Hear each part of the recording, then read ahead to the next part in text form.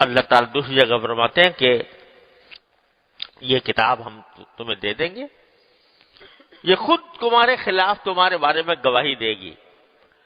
یہاں تو تم چھپا بھی لیتے ہو، کوئی گناہ کیا چھپا لیا اور کسی کو پتہ نہیں ہونے دیا، لیکن وہاں کوئی چھپ نہیں سکتا۔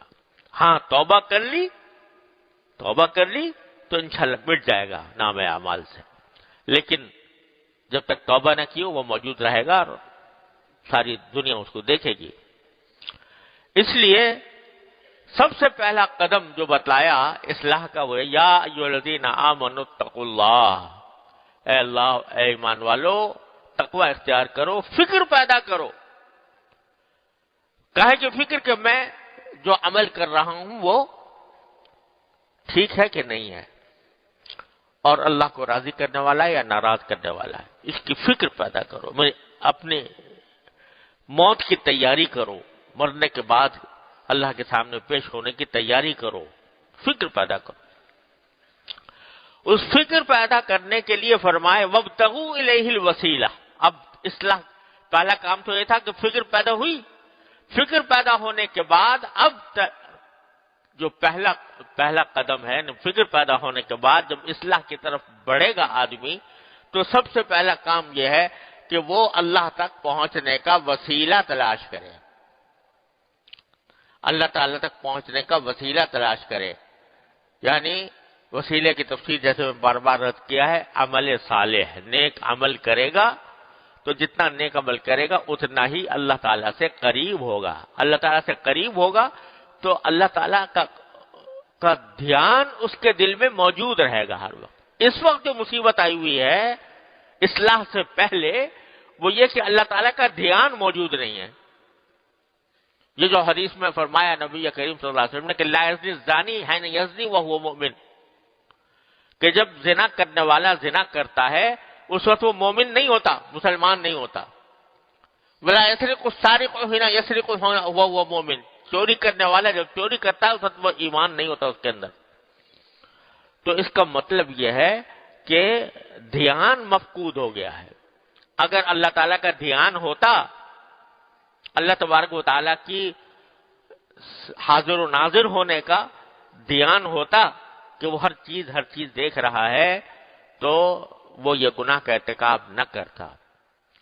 تو اس واسطے سب سے پہلا کام تو یہ ہے کہ اصلاح کی فکر پیدا کرو، فکر پیدا کرنے کے بعد اللہ تعالیٰ کا دھیان پیدا کرو، اس کے قریب پہنچنے کا راستہ تلاش کرو۔ اور میں نے پچھلی مرتبہ عرض کیا تھا کہ اللہ تعالیٰ تک پہنچنے کے راستے وہ بے شمار ہیں۔ طرق الوصول الی اللہ تعالی بعدد انفاس الخلائق کہا گیا ہے۔ اللہ تعالیٰ تک پہنچنے کے راستے اتنے ہیں جتنے انسانوں کے سانس، تمام مخلوقات کے سانس، کیونکہ ہر آدمی کا طریقہ مختلف ہے پہنچنے کا۔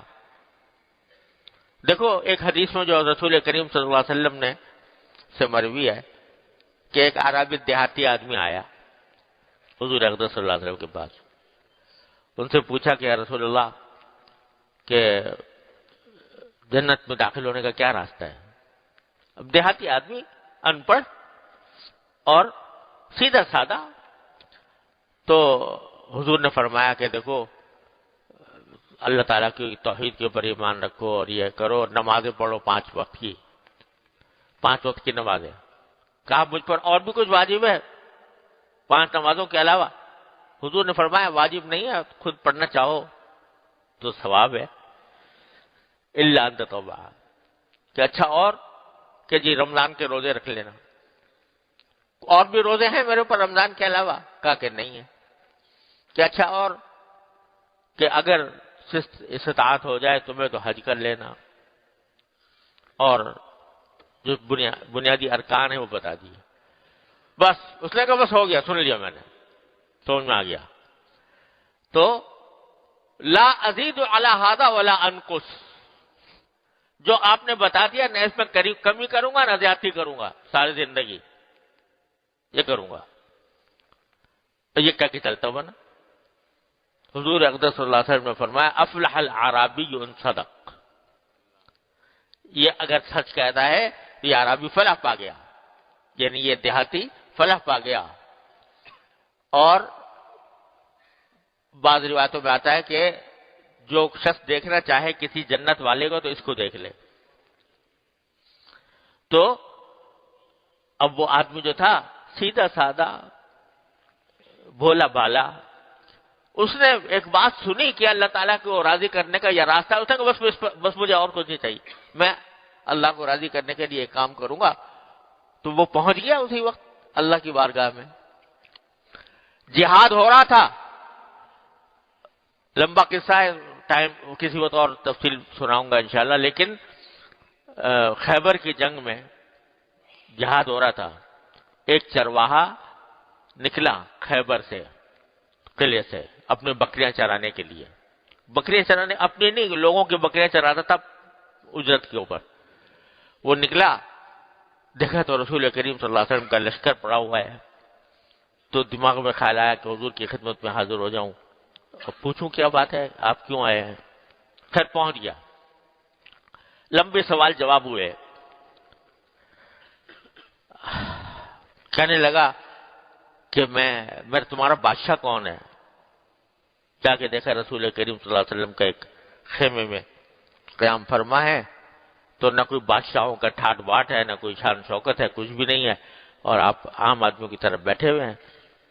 تو حیران ہو گیا کہ ہمارے یہ اتنے بڑے بادشاہ ہیں اور اس طرح بیٹھے ہوئے ہیں۔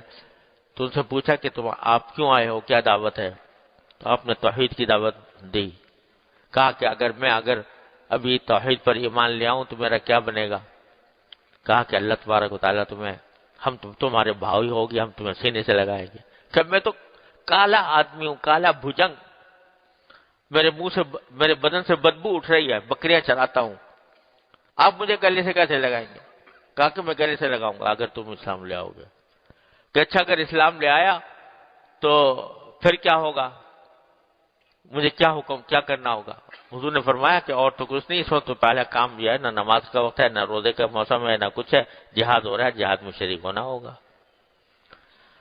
تو کہا کہ اچھا اگر جہاد میں شریک ہوں گا تو اس میں تو دونوں باتیں ہوتی ہیں، کبھی فتح ہو جاتی ہے، کبھی شکست ہو جاتی ہے، تو مر بھی سکتا ہوں، مر گیا تو کیا ہوگا اسی میں۔ تو حضور نے فرمایا کہ رسول صلی اللہ علیہ وسلم آپ نے ارشاد فرمایا کہ اگر تم اس میں مر گئے تو میں گواہی دیتا ہوں سیدھے جنت میں جاؤ گے۔ کہا کہ میں تو کالا آدمی ہوں، میرے منہ سے بدبو اٹھ رہی ہے۔ کہا اللہ تعالیٰ تمہارے کالے رنگ کو سفیدی سے بدل دے گا، نور سے بدل دے گا، اور تمہاری بدبو کو خوشبو سے تبدیل کر دے گا اگر تم ابھی جہاد میں شریک ہو گئے۔ اس نے کہا یہ بکریاں ہیں میری، ان کا کیا کروں؟ رسول کریم صلی اللہ علیہ وسلم نے فرمایا یہ تمہارے پاس امانت ہے بکریاں، اس کو جا کے قلعے کے اندر ان کو ہنکا دو تاکہ یہ اپنے اپنے مالکوں کے پاس پہنچ جائیں۔ آپ ذرا دیکھو نبی کریم صلی اللہ علیہ وسلم نے عین جہاد کے وقت میں بھی جبکہ کفار کا جان مال سب حلال ہوتا ہے، کہا پہلے بکریاں واپس کر دو، کیونکہ وہ امانت کے طور پر لے کے آیا تھا۔ بکریاں واپس کی، جنگ شروع ہو گئی۔ جب جنگ ختم ہوئی تو دیکھا کہ لوگ جو ہیں وہ ایک شخص کے ارد گرد جمع ہیں۔ پوچھا بھئی کیا ہے؟ کہ جی ایک آدمی ہمیں شہید نظر وہ مقتول نظر آ رہا ہے، قتل ہوا ہے، لیکن میں سے کوئی پہچانتا نہیں اس کو۔ آپ نے فرمایا مجھے دکھاؤ۔ جا کر دیکھا تو وہی چرواہا تھا۔ تو سرکار دو عالم صلی اللہ علیہ وسلم فرمایا یہ عجیب انسان ہے کہ اس نے اللہ کے راستے میں ایک سجدہ نہیں کیا، کبھی نماز نہیں پڑھی، ایک سجدہ بھی نہیں کیا، اور میں گواہی دیتا ہوں سیدھا جنت میں گیا۔ اللہ تعالیٰ نے اس کی سیاہی کو نور سے بدل دیا، اللہ تعالیٰ نے اس کی بدبو کو خوشبو سے بدل دیا۔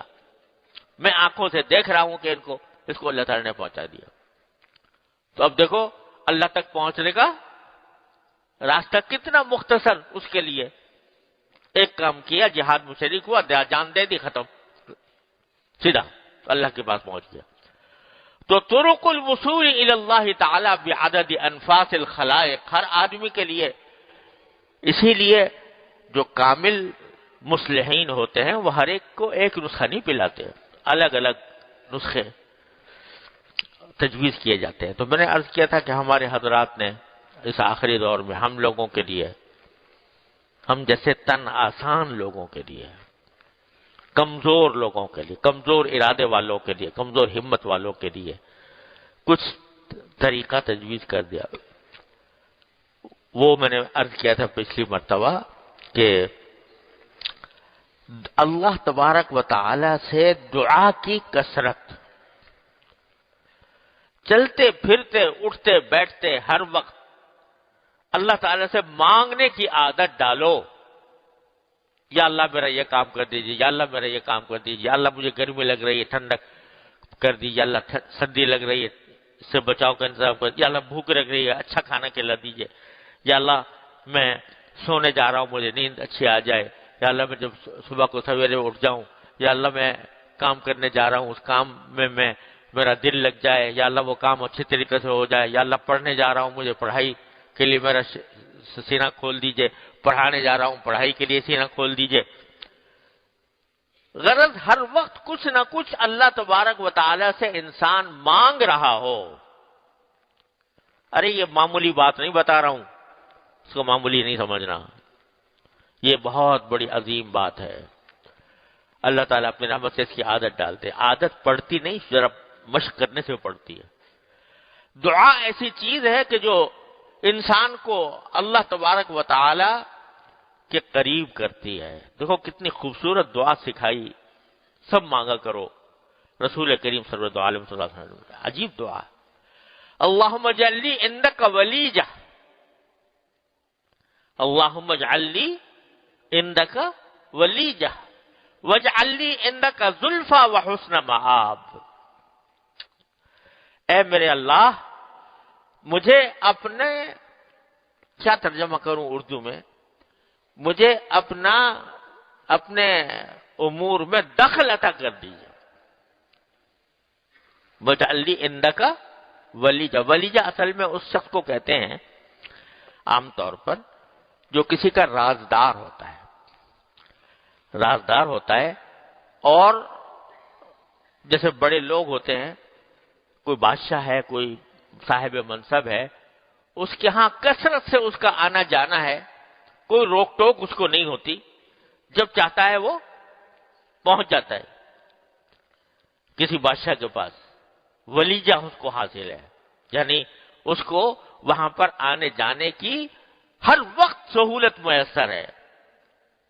بادشاہ نے اجازت دے رکھی ہے، بھائی تم میرے خاص آدمی ہو اور جب تمہارا دل چاہے آ جائے کرو۔ وہ شخص ہے ولیجہ۔ ولیجہ کے معنی ولجہ یلیجو سے نکلا ہے عربی زبان میں، ولجہ یلیجو ولوجن کے معنی ہوتے ہیں داخل ہونا، تو ولیجہ کے معنی داخلہ، داخلے کی آزادی۔ تو اللہم اجعل لی عندک ولیجہ، تو مجھے ایسا بنا دیجئے جیسے بادشاہوں کے ہاں بغیر روک ٹوک کے آنے کی اجازت ہوتی ہے، اس طرح مجھے بنا دیجئے۔ کیا معنی؟ کہ میں ہر وقت آپ کے بارگاہ میں حاضری دیتا رہوں۔ ایک حاضری تو وہ ہوتی ہے نا فرض نمازوں کی، جو 5 نمازیں میں مسجد کے اندر حاضر ہے، اللہ تبارک و تعالیٰ کے بارگاہ میں حاضر ہے۔ ایک ہر وقت کی حاضری، صبح شام کی حاضری، کہ کچھ نہ کچھ درخواست لیے کھڑا ہوں میں آپ کی بارگاہ میں، یا اللہ میرا یہ کام کر دیجیے، یا اللہ میرا یہ کام کر دیجیے، یا اللہ میرا یہ کام کر دیجیے۔